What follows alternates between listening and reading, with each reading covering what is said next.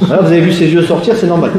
Si jamais, je vous le souhaite pas, si jamais, tout ça c'est de la théorie, hein, c'est comprendre. Après la situation, des fois, ça peut ne pas fonctionner. Mais moi j'essaie voilà, de trier les infos que je vous donne de façon à ce qu'il y ait plus de chances que ça fonctionne que ça ne fonctionne pas. Si jamais vous tombez sur quelqu'un qui est alcoolisé, qui est drogué, qui est con, ça va avec, je plaisante, qui est drogué ou alcoolisé, il se peut que les coups, ils ne les sentent pas. Bon, un doigt dans l'œil, c'est un doigt dans l'œil, hein. Il ne va pas voir. Mais il va peut-être continuer le gars, ça peut arriver. Hein. Ce qui fonctionne très bien, ce qui a des chances de fonctionner, c'est l'asphyxie. Eh, Daniel, viens. Tête d'alcoolo, là, viens. Je déconne. Voilà, si c'est un alcoolique ou quoi, ou j'en sais rien, attention, ça dépend. Un alcoolique, en général, il y en a, ils ne tiennent pas debout. Dodo. Mais je veux dire, il y en a, ils ont l'alcool mauvais, ils sont encore conscients, les gars. Ils vont vous attraper, vous allez les taper. Voilà. Même si des fois, on leur plante des trucs dans le bras, ils peuvent se prendre un coup de couteau, les personnes. Parce qu'en plus, il y a l'adrénaline qui fait son travail. Ben, le mec, il va avoir 3 coups de couteau là, il va avoir le couteau encore dedans, mais il est encore là. Après, il ira pas bien, c'est sûr. Mais, donc, voilà, je schématise en rigolant un petit peu avec ça, mais il faut savoir que sous alcool, la personne sous drogue, c'est dangereux. Pour ça, nos amis les policiers, on les critique, mais il faut y aller sur le terrain face aux... Bref, surtout qu'eux, parce qu'ils peuvent être vite filmés aussi. Donc ils n'ont pas le droit de casser de la jambe et compagnie. C'est pour ça que mes techniques, j'essaie de les épurer, il faut que ce soit bon pour tout le monde.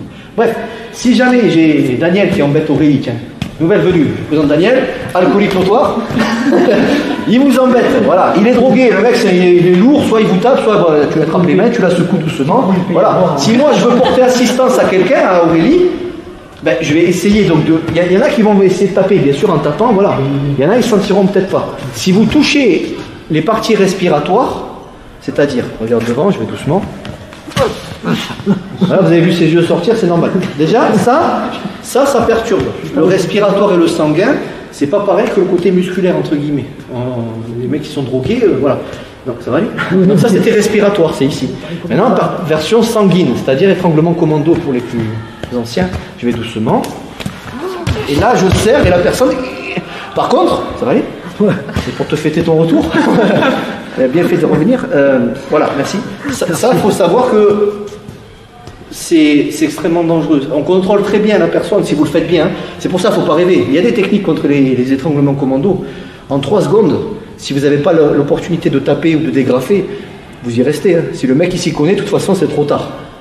C'est pour ça, essayez de ne pas vous faire encercler inutilement ou quoi. Ou au moins rentrer les épaules. Il y a des techniques qui existent sur les étranglements commando. Mais si le mec il s'y connaît, pareil sur les attaques couteaux, il s'y connaît, on va tous morfler. Hein. Voilà. On n'est pas infaillible. Mais voilà, il se peut, c'est pas une histoire de chance ou de malchance.